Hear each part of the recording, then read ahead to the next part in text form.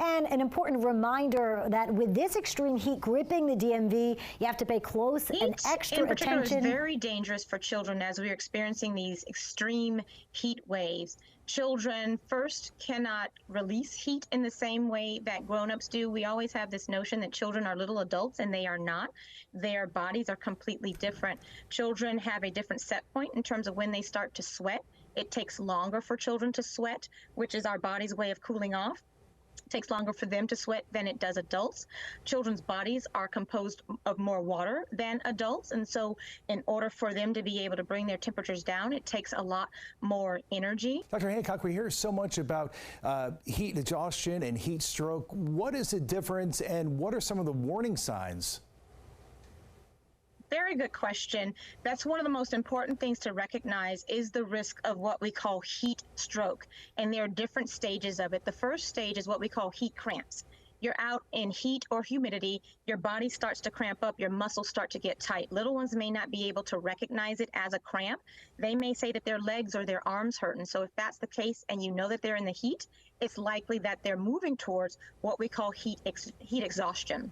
Heat exhaustion is when the temperature of the body continues to rise and our bodies aren't able to bring it down on its own. Little ones and adults may start to get confused, they may get dizzy, they will feel lightheaded, they may actually get chills, which is odd, especially in the face of heat.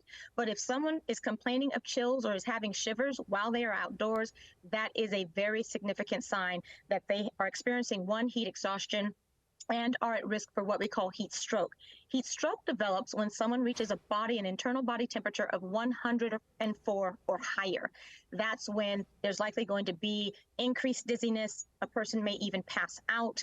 What we have to really be worried about is end organ damage. As the body continues to heat up, various organ systems start to shut down, and that's why the body ends up protecting itself by passing out. Heart rate will sometimes come down.